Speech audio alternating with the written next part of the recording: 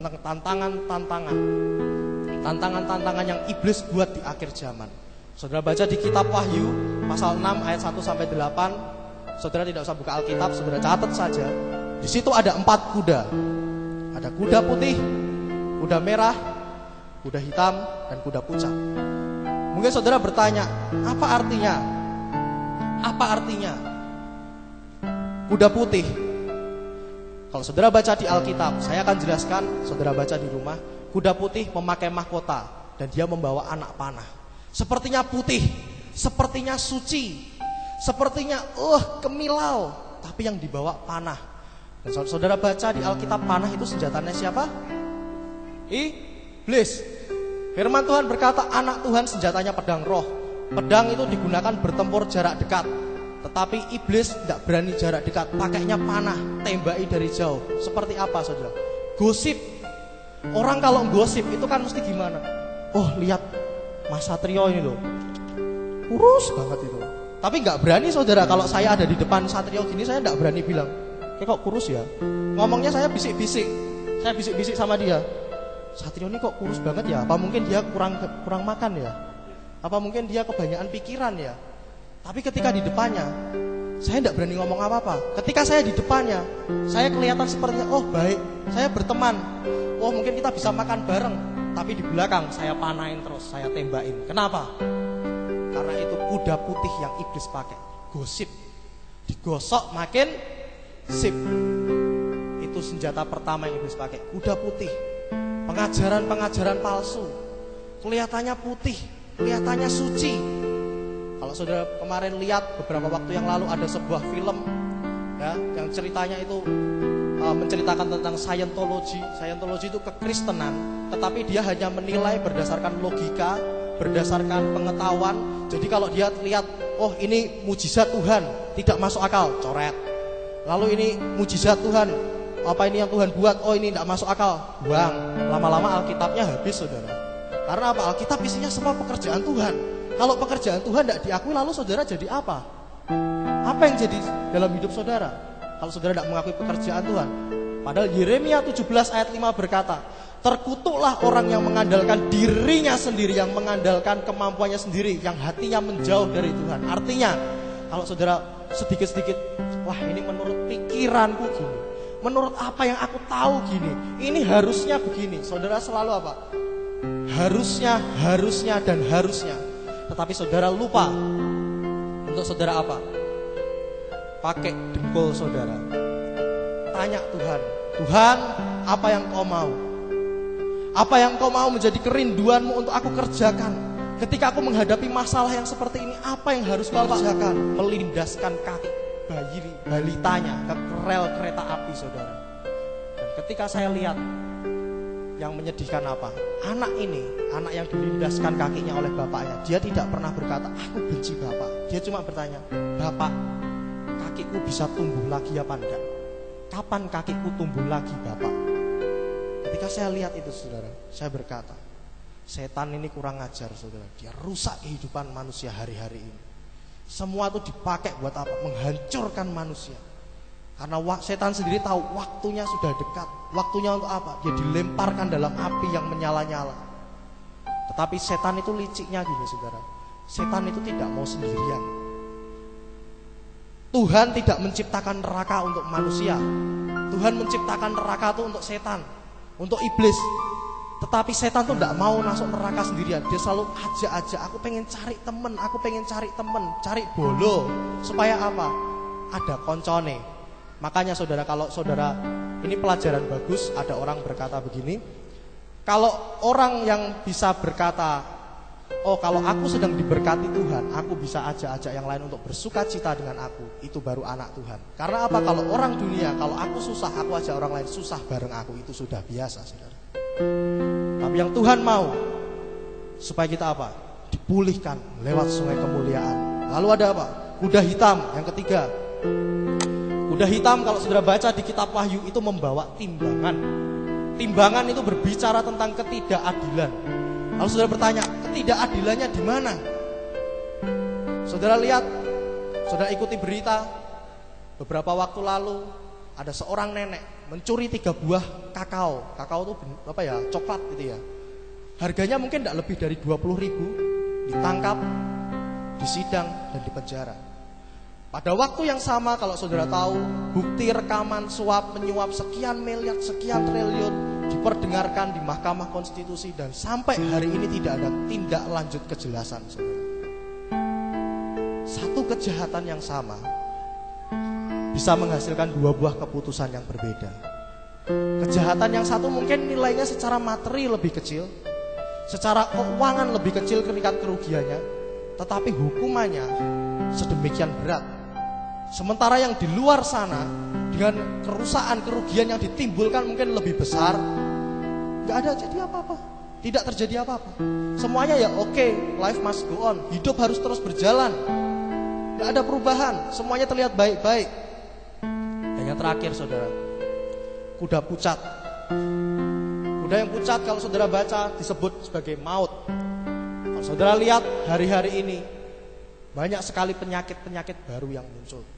Beberapa waktu ini, baru beberapa hari, selang beberapa hari yang lalu, di Jogja seorang balita meninggal karena meningitis. Itu tetangga saya sendiri saudara. Ketika saya dengar itu, hati saya ini berkata, Tuhan, ini anak masih balita, masih kecil, belum tahu apa-apa, belum tahu ini yang dosa, ini yang gak dosa. Masih kecil, balita meninggal karena meningitis. Dan saudara, ketika kami satu kompleks RW, RT, kami datang di sana, kami lihat dipasang infus, denyut nadi, denyut jantungnya itu saudara, sudah mulai kalau pakai itu apa, alat pengukur detak jantung, itu kan bentuk grafik. Jadi sudah tit, tit, dan kalau sudah mulai lurus, tit, berarti mati saudara. Itu setiap beberapa detik dia sudah mulai tit, nanti mungkin jalan sebentar, tit, tit, tit, tit. Artinya apa? Dokter berkata ini sudah kritis, sudah tidak ada harapan, sudah tidak ada harapan sama sekali.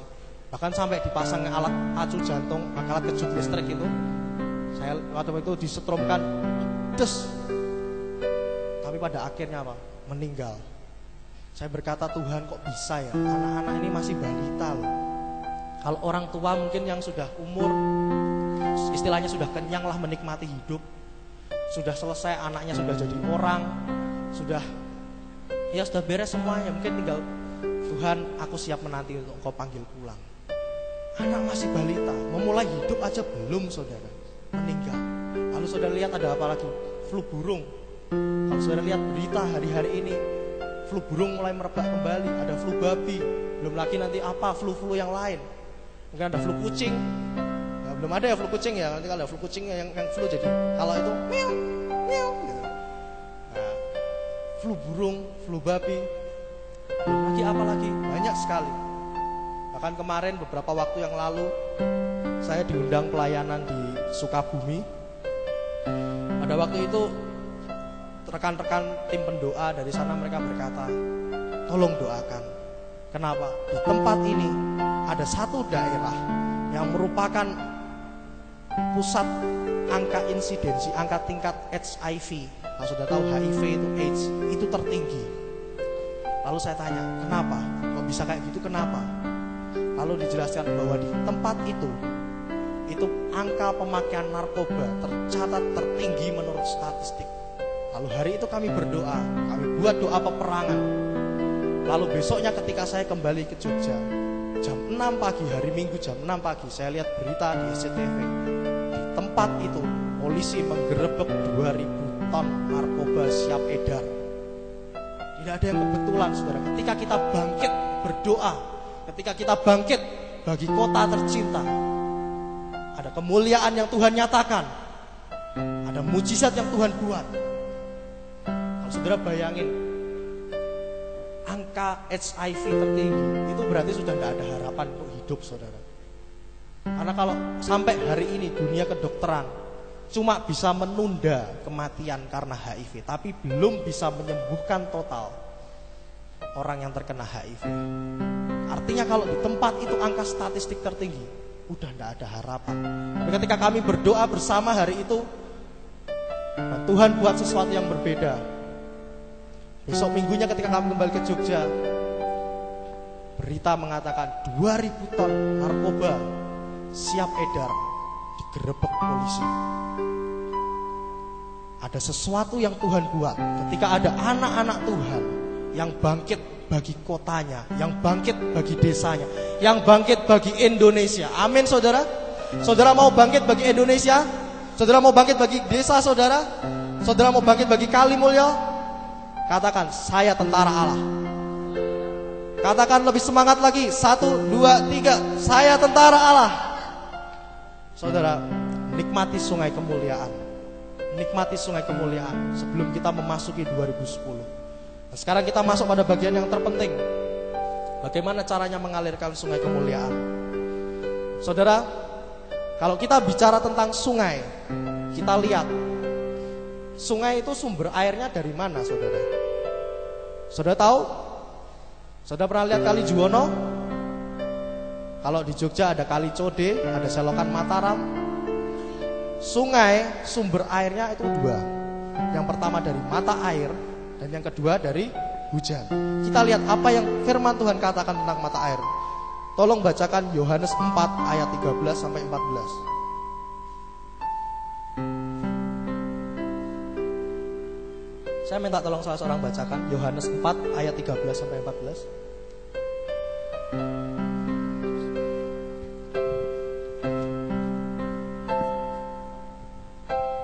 13 sampai 14.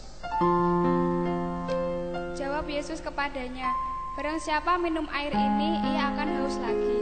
Tetapi barang siapa minum air yang akan kuberikan kepadanya, ia tidak akan haus untuk selama-lamanya.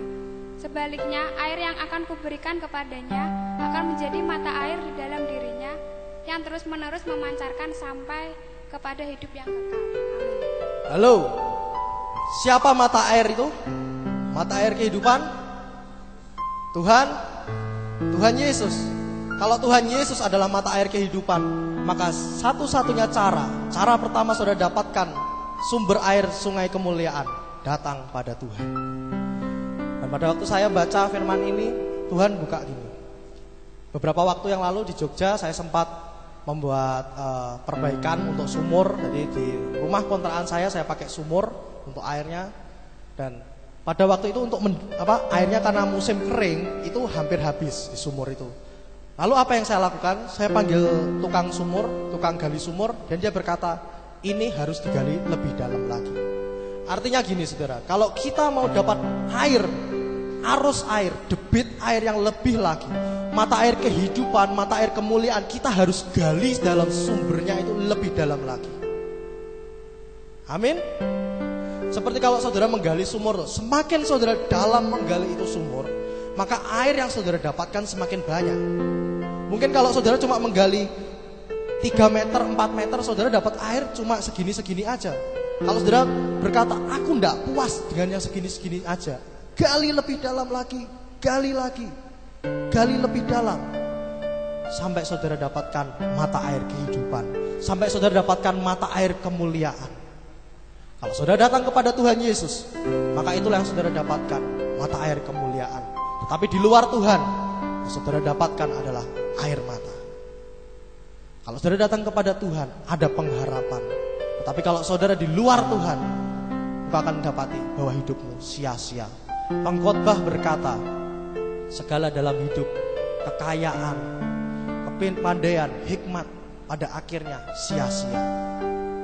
Tetapi takut akan Tuhan adalah awal dari hikmat.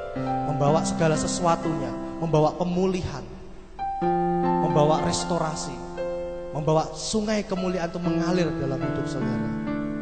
Cuma coba saudara ingat, kapan terakhir kali saudara datang kepada Tuhan dan saudara berkata, Tuhan aku rindu, Tuhan aku rindu melihat sungai kemuliaan-Mu dinyatakan dalam hidupku.